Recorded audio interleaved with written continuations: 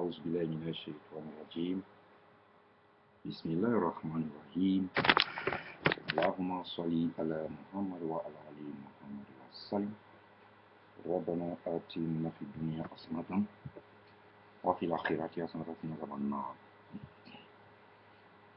J'ai fait la promesse de me pencher sur un sujet qui est dans la Bible,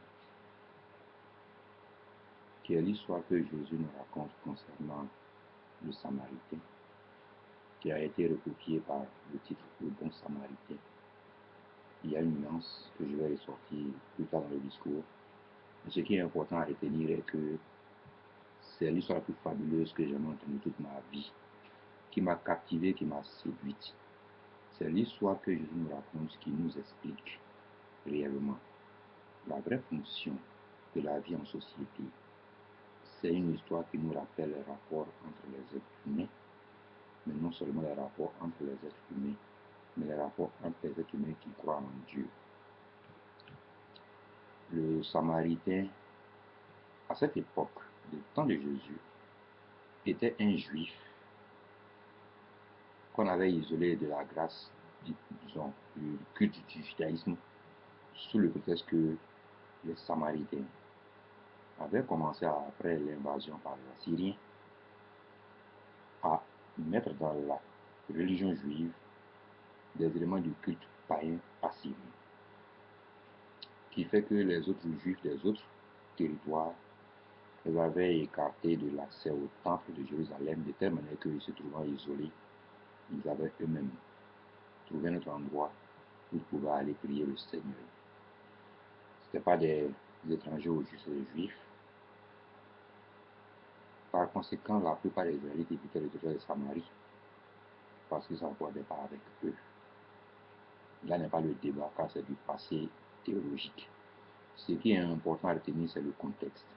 Donc quand Jésus sort l'histoire du Samaritain, à cette époque où ils sont considérés comme des parias un peu, Jésus veut là jouer son rôle pour lequel il était sur la terre, réconcilier en un seul peuple unique, les 12 tribus éparpillées d'Israël.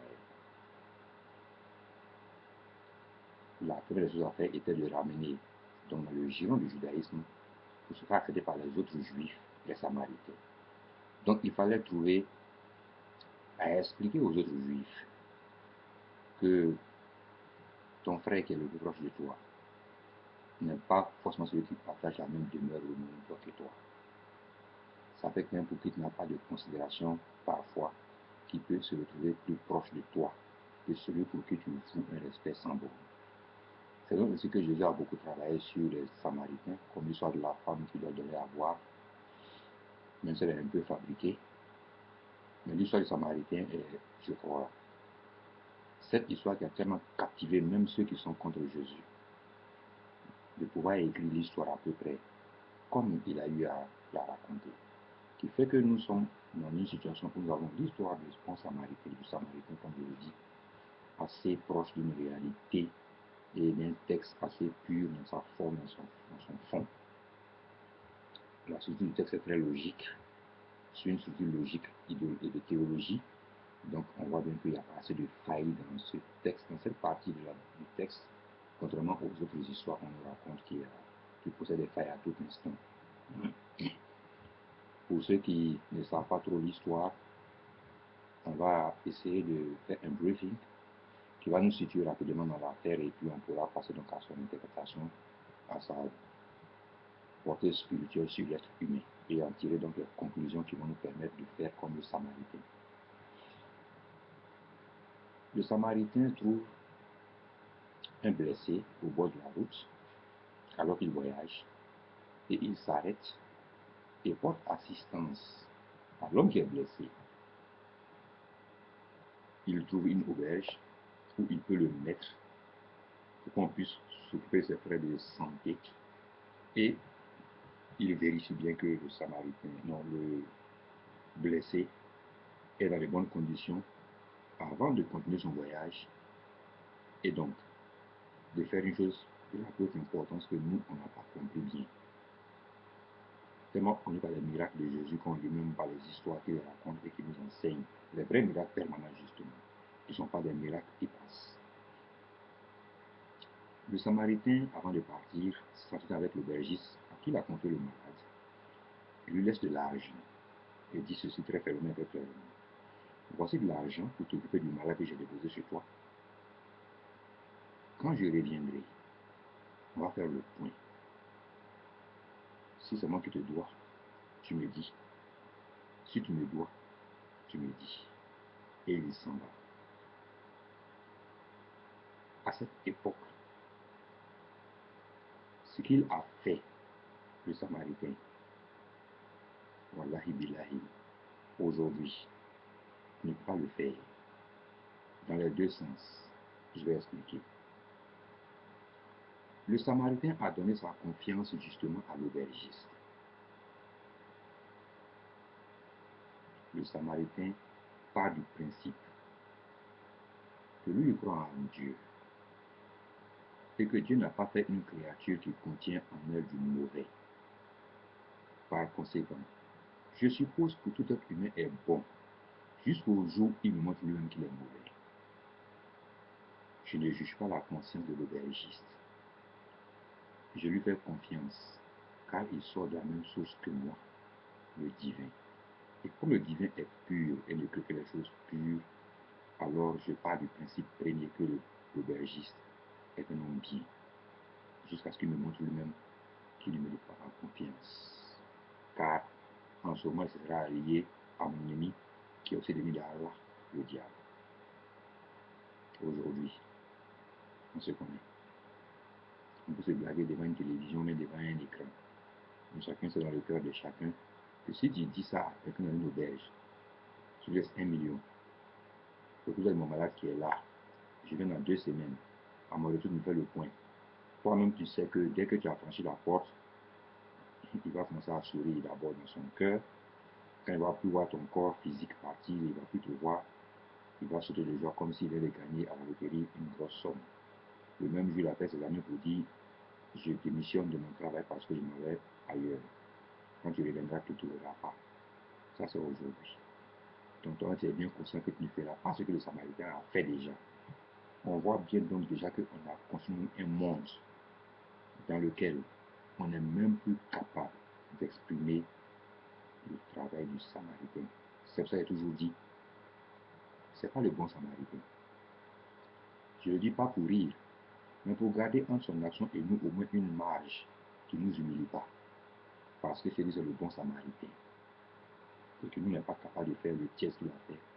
Il a dit ça en lui, le nous sera tellement grande qu'il va se moquer de nos jugements dernier. C'est ça, dit le Samaritain, nous, le bon Samaritain. On a construit nous-mêmes un monde dans lequel on ne peut même faire du bien aux gens. Et on dit que c'est maintenant que l'homme est le plus heureux qu'avant. L'homme est devenu plus heureux qu'avant parce qu'il n'est plus capable de faire le bien. Quelqu'un m'a dit un jour, voilà, man, il y a trop de conflits sur la terre. Faites des prières pour que ça cesse. Ça m'a fait rire. Il n'y a aucune prière pour que les conflits cessent. C'est la réforme radicale qui peut faire cesser le conflit sur la terre, revenir à la source et repartir de nous sur de nouvelles bases. Faire comme le Samaritain, justement. L'histoire Samaritain nous permet de comprendre trois choses fondamentales, essentielles, dans la quête du savoir divin. Vous voyez que dans les discours, la plupart du temps, j'indique toujours qu'il y a 3 éléments qui permettent aux êtres humains d'avancer sur le chemin de la quête spirituelle. Ceux qui suivent mes vidéos ont dû constater s'ils écoutent vraiment et qu'ils suivent vraiment ce que je dis. Le Samaritain d'abord s'arrête au bord d'une route où il trouve un être humain qui est en danger.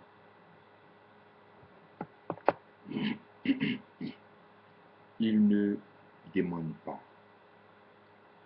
sa religion. Il ne demande pas son nom. Il ne demande pas son origine.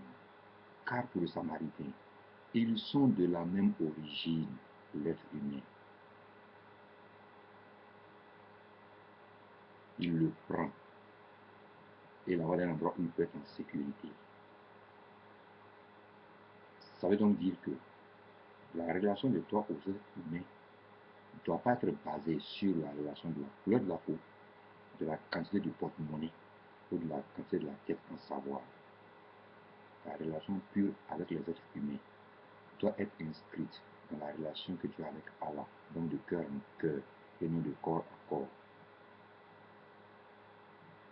Quand deux personnes dans le cœur s'aiment et qu'ils mettent leur amour sous le sceau divin, ils deviennent ennemis des autres.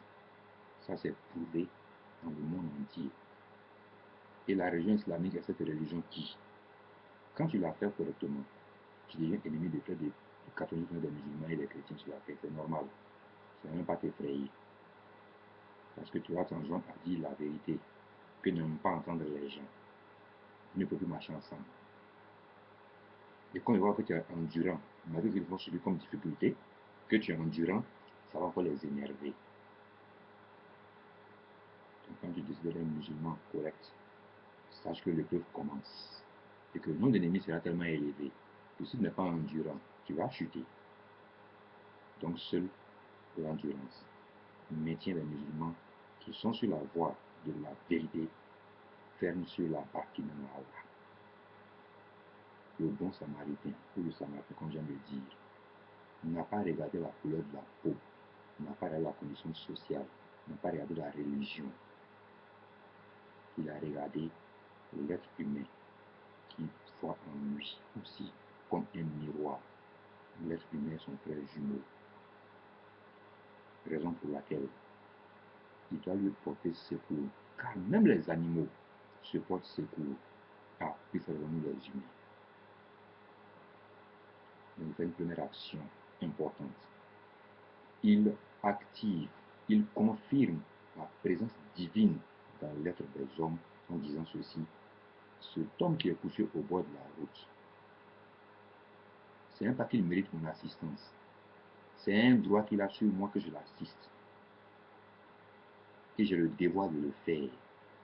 Si je ne le fais pas, je vais enlever le courroux de Dieu sur ma personne. Donc ce personnage qui est au bord de la route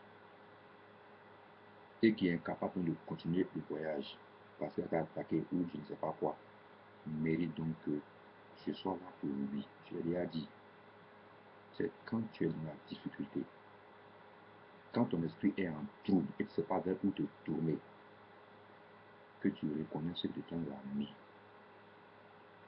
Quand on dit tendre la main à l'ami dans la difficulté, nous, comme on résume le monde entier à l'argent et au matériel, on pense que c'est quand il est dans la difficulté matérielle qu'il faut lui venir en aide.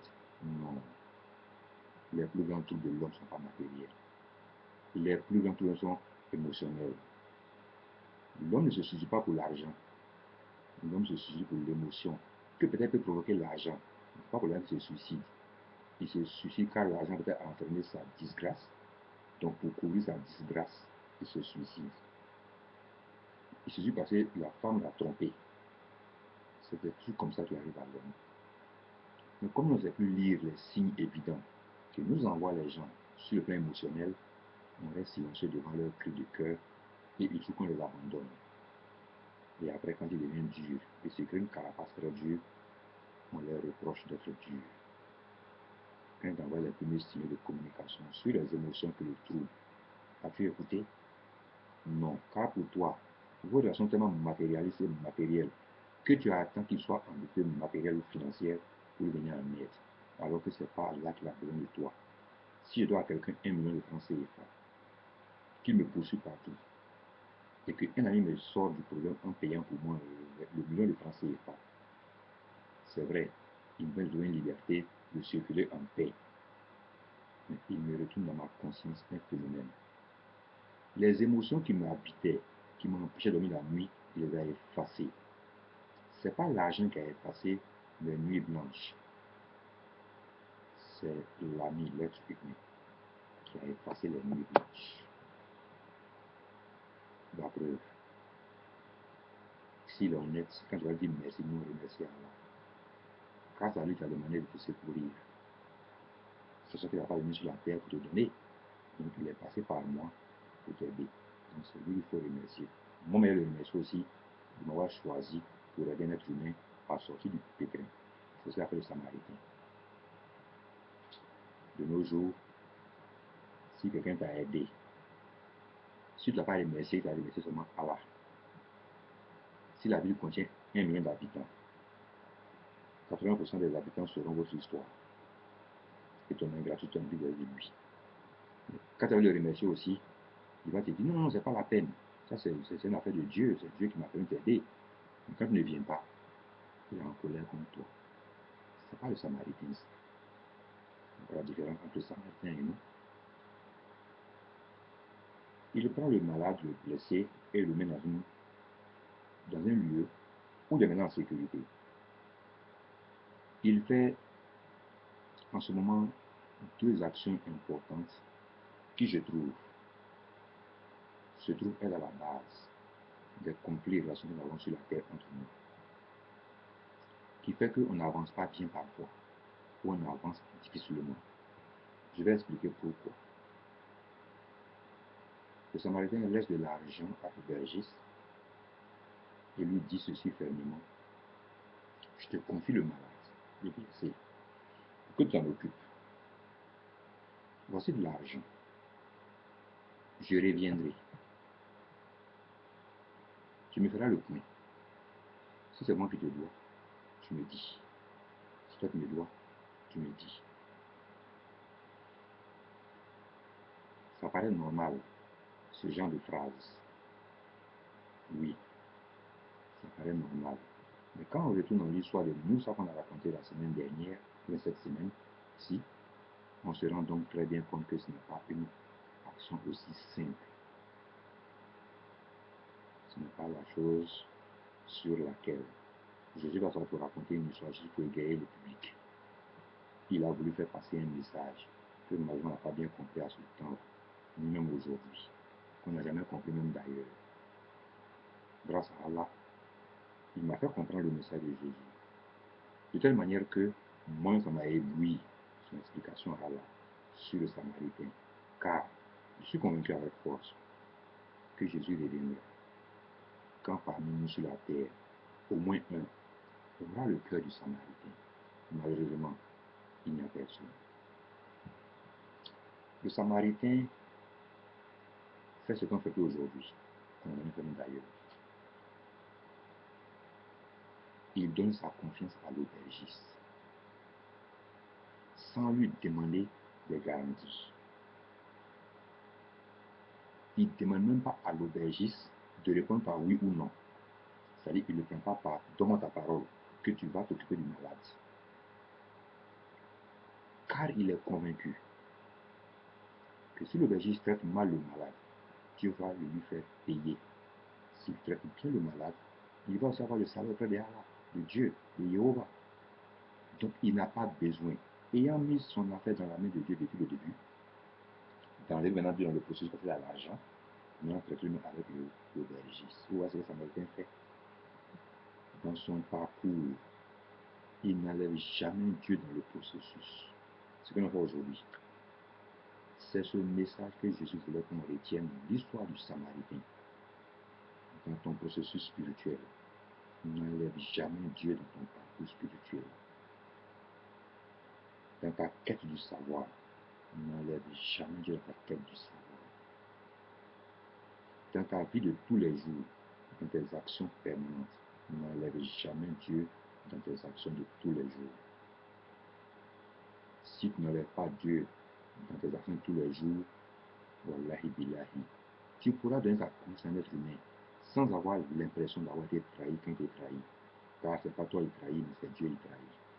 Et Dieu va régler ça avec lui. Toi, tu as fait ce pourquoi Dieu t'a envoyé. Tes comptes selon ce que tu as fait sur terre à Allah ou à Dieu, à Jéhovah. Lui, c'est compte selon ce qu'il a fait à Dieu. Tu n'es pas responsable de ce qu'il fera s'il fait mal ou vole l'argent.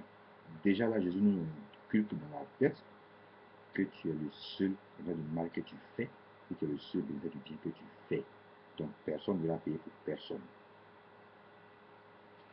Si l'aubergiste détourne l'argent et fuit, il sera le seul à répondre de ses actes devant Dieu. S'il fait bien, il va avoir la récompense des actes bien avec le Samaritain. Par conséquent, Jésus nous informe dès ce message-là, mes frères chrétiens, que l'aubergiste paiera s'il fait mal, il aura sa réponse s'il fait bien. Le Samaritain ne va pas porter ce qu'il a fait de bien ou de mal. Déjà, ils nous donnent la notion élémentaire que tout ce que tu fais de bien est à ton propre profit, ce que tu fais de mal est à ton détriment. Nul être ne va venir payer pour toi ce que tu fais de mal. Et tu ne vas pas vouloir toi-même remettre à une autre personne les récompenses du bienfait que Dieu t'a remis après le bien que tu as fait. Mais le Samaritain dit une chose qui fait qu'il devient le bon Samaritain. Moi, je conclue cette histoire toujours en disant ceci. C'est à la fin du processus que le Samaritain devient le bon Samaritain, pas au début. Le Samaritain commence Samaritain et finit bon Samaritain. Vous voyez son parcours spirituel, son parcours de la vie. Il commence Samaritain et il finit très bon Samaritain, bon Samaritain. Pourquoi il finit bon Samaritain? Je reviendrai. Quand je reviendrai, on fera le point de l'argent que je te laisse. Si c'est moi qui te dois, tu me diras. Si tu me dois, tu me diras aussi. Tu es présent d'un pays un peu développé, bien financièrement. Tu es dans un pays où il n'y a pas assez de moyens financiers pour réaliser.